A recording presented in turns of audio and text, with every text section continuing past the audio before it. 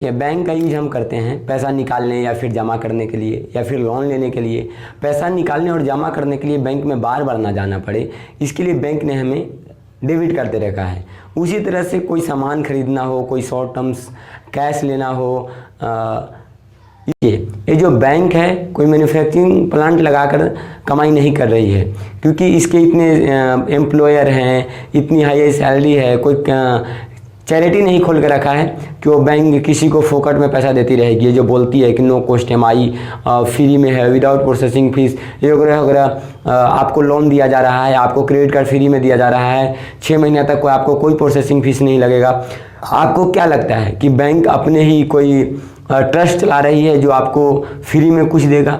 Bank आपको free में कुछ नहीं दे सकता है। देखिए, सबसे पहले हम जानेंगे कि आखिर क्रेडिट कार्ड काम कैसे करता है, और इससे पहले जो डेबिट कार्ड के बारे में थोड़ा हम जान लेते हैं। जो डेबिट कार्ड था, इससे पहले एक बैंक का डेबिट कार्ड एक ही ATM में यूज होता था। जैसे मान लीजिए कि अगर ICICI बैंक का अगर आपने ATM लिया है तो आपको ICICI बैंक का ही ATM में यूज करना पड़ेगा, क्योंकि इससे पहले बैंकों का यह मानना था कि अगर हम अपने कस्टमर का डिटेल अगर दूसरे बैंक के साथ अगर साझा करते हैं तो हमारा जो प्रीमियर कस्टमर है वो टूट सकते हैं। इसके वजह से कोई भी बैंक अपना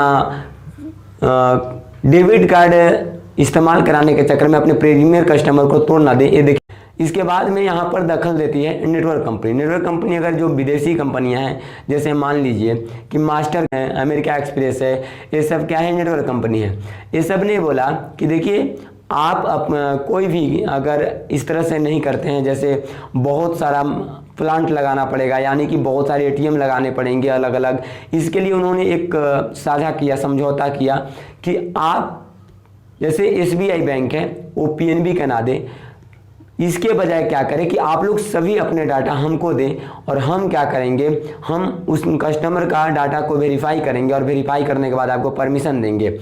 तो इसके बाद में समझौते के बाद सारे लोगों ने मान लिया, और मानने के बाद में जितने भी सारे बैंक थे उन लोगों ने क्या किया कि सारा अपना डिटेल ये जो नेटवर्क कंपनी है, वीज़ा, डेबिट कार्ड, रुपए कार्ड, ये सब सारे को दे दिया। और देने के बाद में यहाँ पे एक शर्त रखा गया कि जो भी डाटा है, ये पर्सनल डाटा है, ये बाहर विदेशों में नहीं जाए। इसके लिए जो भी डाटा का मैनिफेस्टो है वो आपको इंडिया में ही मिलेगी।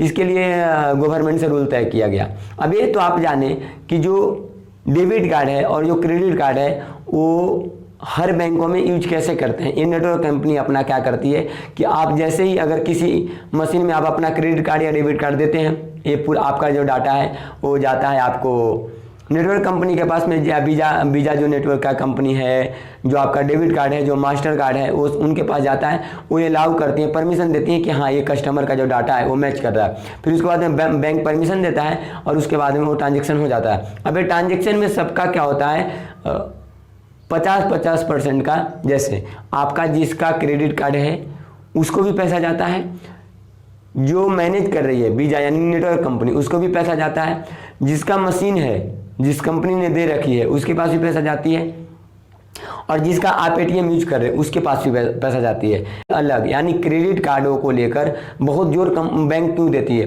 क्योंकि जो सबसे ज़्यादा जो बेनिफिट है और जो सबसे ज़्यादा कमाई है वो क्रेडिट कार्ड से होता है।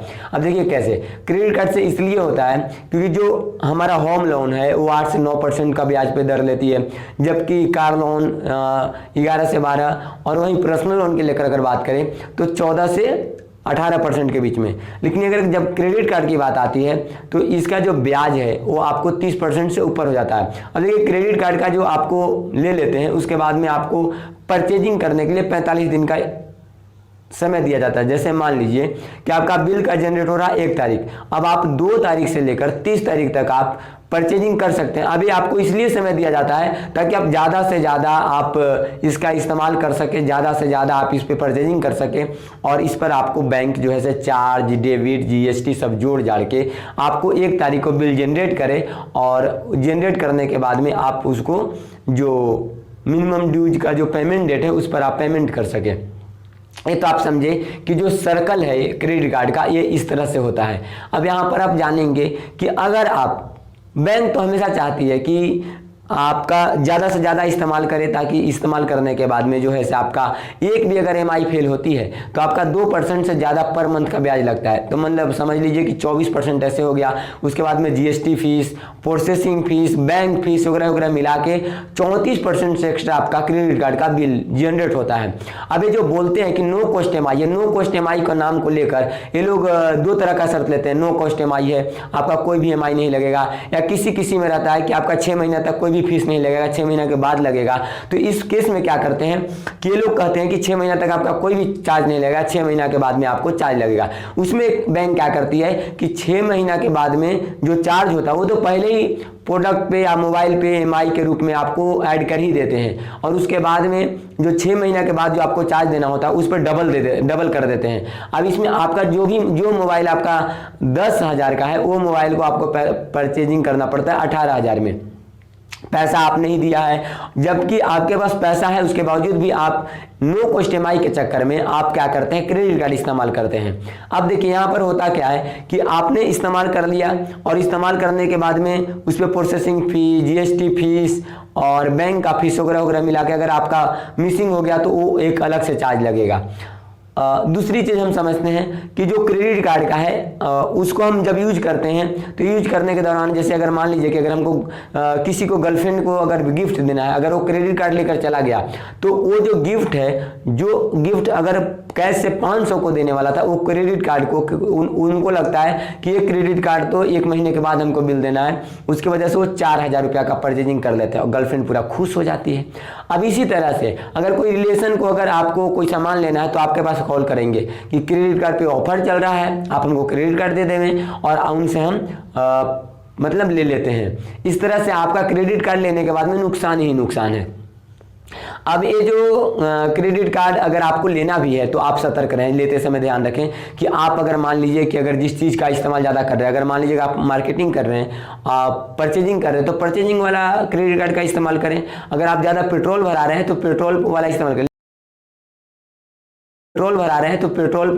करें, लेकिन ध्यान रखें यहाँ पे, जैसे अगर आप क्रेडिट कार्ड अगर जब भी यूज करते हैं उसका कभी भी पेट्रोल पंप पर तो आप यूज ही नहीं करें, क्योंकि जो उसका पेट्रोल पंप पर का जो फीस है उसका 1% सर्विस फीस होता है और अराउंड 7% GST फीस होता है। जैसे और IRCT में भी 2% एक्स्ट्रा आपको लग जाता है। उसके बाद में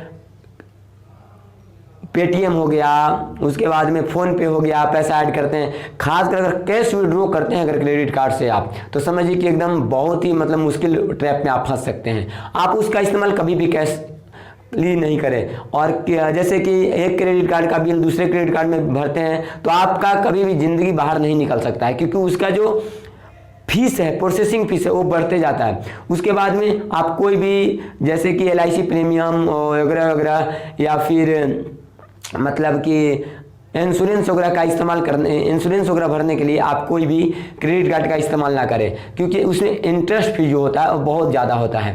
और क्रेडिट कार्ड का इस्तेमाल करते समय एक चीज़ को बिल्कुल ही ध्यान रखें। अब देखिए एक चीज़ कि कभी भी दोस्तों को क्रेडिट कार्ड ना दिलवाएं। मालूम है क्यों? क्योंकि हम अपनी कहानी सुनाते हैं। ये एक मतलब कोई हम एक कहानी सुनाते हैं जो कहानी काल्पनिक नहीं बल्कि रियल है, वो हमारे लाइफ में घटा हुआ घटना है जो क्रेडिट कार्ड से ही रिलेटेड है। देखिए एक दोस्त था जिसके साथ में मेरा खाना, रहना, बैठना सारा चीज़ मतलब एक जेन्युइन था, एकदम सब चीज़ ऐसा फील करो जैसे कि हमारी ज़िंदगी का सबसे प्रिय अगर मान लो, तो वो चीज़ों को हम दर्जा देते थे उसको। तो एक बार का समय ऐसा हुआ, उन्होंने बोला कि मुझे मोबाइल का सख्त ज़रूरत है, आप मुझे मोबाइल दिलवा दो। मैंने 12,000 रुपया का एक मोबाइल परचेजिंग करवा दिया क्रेडिट कार्ड से। अब देखिए क्रेडिट कार्ड से मोबाइल दिलवाने के बाद दोस्त भी पूरा खुश, मैं भी खुश, चलो दोस्त के पास मोबाइल हो गया, मेरे पास भी मोबाइल है।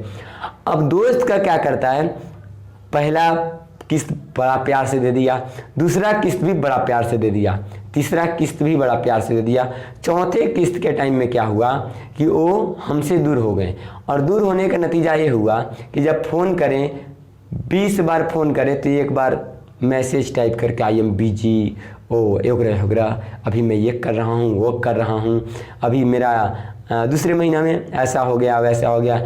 ऐसे कुल मिलाकर 1.5 साल लग गए उनको, मतलब मुझे रिप्लाई करने में केवल कि आपका हम जो बिल है वो दे पाएंगे या नहीं दे पाएंगे। आखिरकार उन्होंने बिल तो मेरा दिया नहीं। दुख उस बात का नहीं हुआ कि बिल नहीं दिया, दुख इस बात का हुआ कि आखिरकार वो दोस्ती भी मतलब समझो ऐसे मकाम पे जाके खड़ी हो गई जो एक कट्टर दुश्मन होते हैं ना, उसके साथ ऐसा बिहेव नहीं किया जाता है, ऐसे मुकाम पे खड़े हो गए। तो हम ये सलाह देते हैं आप लोगों को कि कोई भी अगर आपको सगी या फ्रेंड गर्लफ्रेंड रिलेशन वाले कोई भी हों, उनको आप अपना क्रेडिट कार्ड से कोई भी सामान इस्तेमाल ना करने दें और ना ही उनको परचेजिंग कराएं। यहाँ तक कि आप अपने क्रेडिट कार्ड गोपनीय रखें। जिस तरह से आप अपने बैंक में पैसे को गोपनीय रखते हैं, खासकर क्रेडिट कार्ड भी आप अपना गोपनीय रखें, क्योंकि आपका क्रेडिट कार्ड आपका अमानत है। वो आपका समझिए कर्ज है, वो भी 20% का नहीं बल्कि आपका 35% का आपका क्रेडिट कार्ड का ड्यूज होता है। मतलब समझ लीजिए कि आपका 1000 रुपया का 35% ब्याज आपको लगता है। तो ये चीज़ आपको ध्यान रखना है। और फाइनली आप समझ चुके होंगे कि क्रेडिट कार्ड का कितना बड़ा नुकसान है। आपका दोस्ती मतलब समझिए कि दुश्मनी में बदल सकता है, आपका जो रिलेशन बना हुआ है वो भी ख़त्म हो सकता है, आपका जो ज़िंदगी है वो भी ख़त्म हो सकता है, क्योंकि क्रेडिट कार्ड की वजह से जो बिल नहीं भर पाते हैं वो लोग सुसाइड कर लेते हैं। क्रेडिट कार्ड की वजह से गर्लफ्रेंड जा सकती है, क्रेडिट कार्ड की वजह से गर्लफ्रेंड आ सकती है तो जा भी सकती है। एक प्रचलन चल चुका है, इसलिए आप सावधान रहें।